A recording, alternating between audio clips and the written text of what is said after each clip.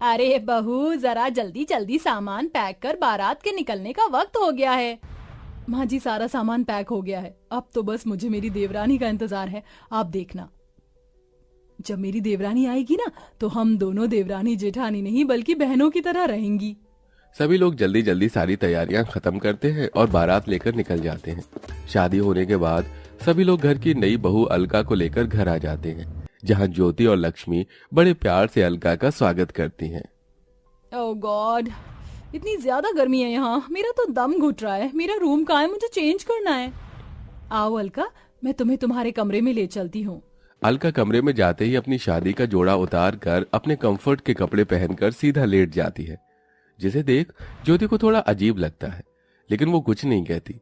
अलका की शादी भले ही एक मिडिल क्लास फैमिली में हुई थी, लेकिन अलका काफी अमीर घर से थी, इसलिए वो अपने पापा से कहकर 2 एसी मंगवा लेती है, जिसमें से एक एसी तो वो अपने कमरे में और एक एसी अपनी सास के कमरे में लगवाती है। अलका बहू, ये मेरे कमरे में एसी कब लगा और किसने लगाया ये एसी? माँ जी, मैंने लगवाया है आपके कमरे में एसी। वो क्या है ना, गर्मी का मौसम शुरू हो चुका है और इतनी गर्मी में आपको बिना एसी के काफी प्रॉब्लम होती होगी ना। किसी की नजर ना लगे मेरी बहू को, आते ही मेरा कितना ख्याल रख रही है। मुझे परेशानी ना हो इसलिए मेरे कमरे में एसी भी लगवा दिया। लक्ष्मी इतना बोल ही रही होती है कि तभी वहां ज्योति आ जाती है। अलका, मेरे साथ किचन में चलो, आज तुम अपने हाथों से खाना बनाना। वो क्या है ना, मुझसे इतनी गर्मी में कोई काम नहीं किया जाएगा। वैसे भी मैं माँ जी के लिए कुछ ज्वेलरी और साड़ी लेकर आई थी, तो वो मुझे उन्हें दिखानी थी। अच्छा, कोई बात नहीं बहू, फिर कभी बना लेना खाना। ज्योति बहू, जा जाकर तू ही बना ले आज खाना।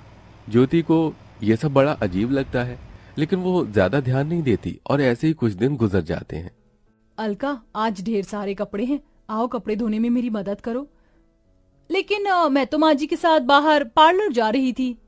तो बाद में चले जाना, घर का काम जरूरी है या पार्लर जाना? एक दिन अगर तू कपड़े धो लेगी तो क्या हो जाएगा, इतने सालों से तो तू ही धो रही है। अलका बहू, चल, हमें पार्लर के लिए लेट हो रहा है। अलका लक्ष्मी को अपने साथ पार्लर ले जाती है। ये सब देख ज्योति को गुस्सा तो बहुत आता है, लेकिन वो कुछ नहीं कहती। ज्योति हमेशा यही सोचती थी, जब उसकी देवरानी आएगी तो वो दोनों मिलकर जिम्मेदारी को संभालेंगे, घर के सारे काम करेंगे। लेकिन जब से अलका आई थी, तब से वो हमेशा अपने पैसों के बल पर अपने साथ साथ अपनी सास के भी शौक पूरे करती और घर के कामों से भी बच जाती। चाची चाची, मुझे बहुत गर्मी लग रही, मेरे लिए मैंगो शेक बना दो ना। मिंकू ये कहते हुए अलका का हाथ हिलाने लगता है। अलका नेल पेंट लगा रही होती है, जिसके चलते उसका नेल पेंट खराब हो जाता है। तेरी वजह से मेरी नेल पेंट खराब हो गई, तुझे क्या 2 मिनट का भी सब्र नहीं है? ये कहते हुए अलका मिंकू को गुस्से में जमीन पर धक्का दे देती है। मिंकू के चिल्लाने की आवाज को सुनकर सभी लोग वहां आ जाते हैं। मिंकू, तू ठीक तो है ना? अलका, तुम्हारा दिमाग तो नहीं खराब हो गया? तुम्हारी हिम्मत कैसे हुई मेरे बेटे को धक्का देने की? एक तो जब से आई हो महारानियों की तरह दिन भर आराम करती रहती हो, आज तक घर के किसी भी काम को हाथ नहीं लगाया। इतनी गर्मी में भी मैं ही नौकरानियों की तरह काम करती हूँ। तुम्हारी इतनी हिम्मत कि तुमने मुझसे इस तरह से बात की। जानती भी हो मैं किसकी बेटी हूँ। बस अब मैं अपनी इंसल्ट और बर्दाश्त नहीं कर सकती। मैं तुम्हारे साथ इस घर में नहीं रह सकती, मुझे बंटवारा चाहिए। हाँ, तो मैं भी कौन सा तुम्हारे साथ रहने के लिए मर रही हूँ, मुझे भी अब बंटवारा ही चाहिए।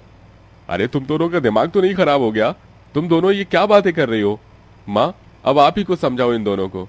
मैं क्या समझाऊं, जो हो रहा है सही हो रहा है। वैसे भी मैं तो अलका को ही अपनी बहू मानती हूँ। जब से आई है मेरा कितना ख्याल रख रही है। गर्मी में सबसे पहले इसने ही मेरे लिए एसी लगवाया, रोज मुझे शॉपिंग करवाती, आइसक्रीम खिलाती, और कल तो हम लोग स्विमिंग पूल भी गए थे। मैं तो अलका के साथ ही रहूंगी। लक्ष्मी के फैसले के आगे अब कोई कुछ नहीं बोलता था, जिसके बाद अब अलका व्हाइट पेंट लेकर आती है और सबसे पहले हॉल में लाइन खींच देती है। साथ ही साथ बाथरूम, किचन, डाइनिंग टेबल, यहाँ तक कि फ्रिज पर भी लाइन खींचकर उसका भी बंटवारा कर देती है।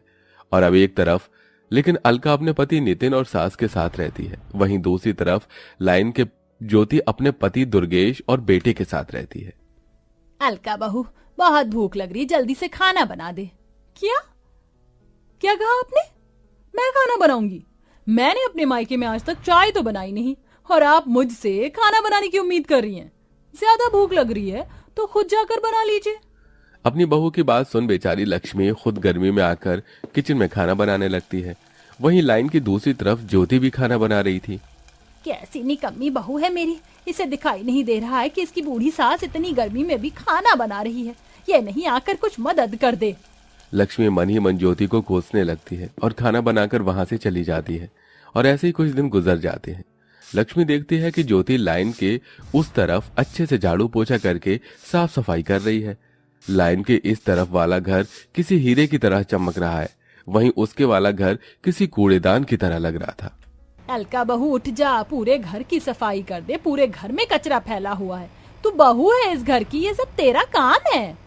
माँ जी, तो आप भी इस घर की बहू ही हैं। उठिए और जाकर साफ सफाई करिए।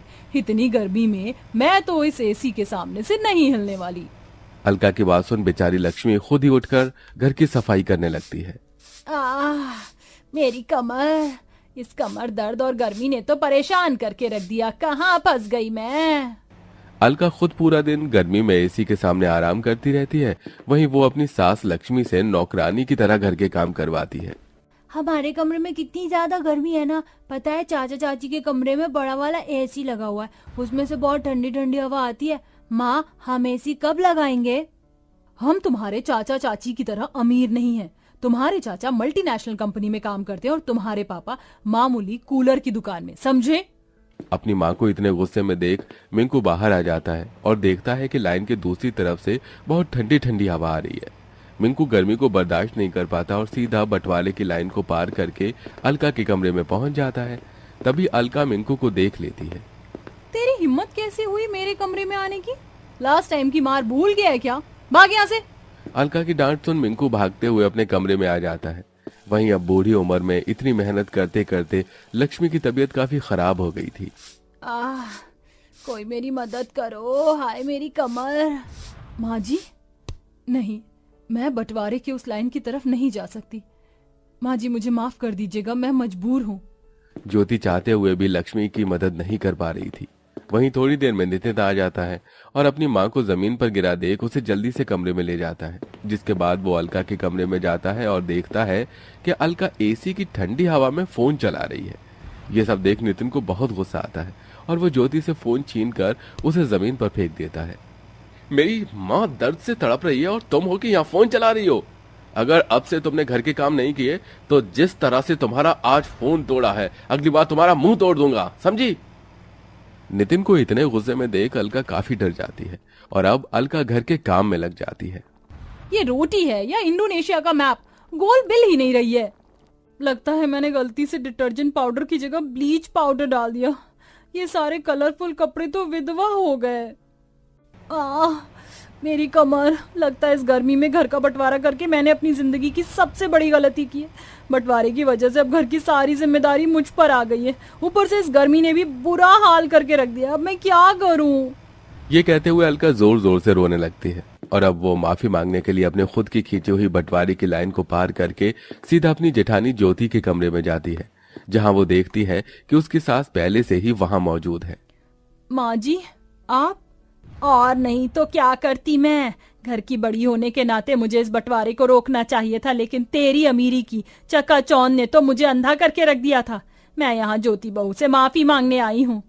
जेठानी जी, मुझे भी माफ कर दीजिए, मुझसे बहुत बड़ी गलती हो गई। देवरानी जेठानी में घर का बंटवारा करके मैंने बहुत बड़ा पाप किया है, लेकिन अब मुझे मेरी गलती का एहसास हो गया है। नहीं, मैं तुम्हें इतनी आसानी से माफ नहीं कर सकती। भगवान के लिए हम दोनों को माफ कर दे बहू, हमसे बहुत बड़ी गलती हो गई है। माँ जी, ये आप क्या कर रही हैं? आप मेरे सामने हाथ मत जोड़िए। ज्योति अपनी सास और देवरानी को अपनी अपनी गलतियों का एहसास होता देख उन्हें माफ कर देती है, जिसके बाद अब दोनों देवरानी जेठानी मिलकर घर की जिम्मेदारियों को उठाते हैं और मिलजुल कर सारे काम करते हैं और सब लोग हंसी खुशी रहते हैं।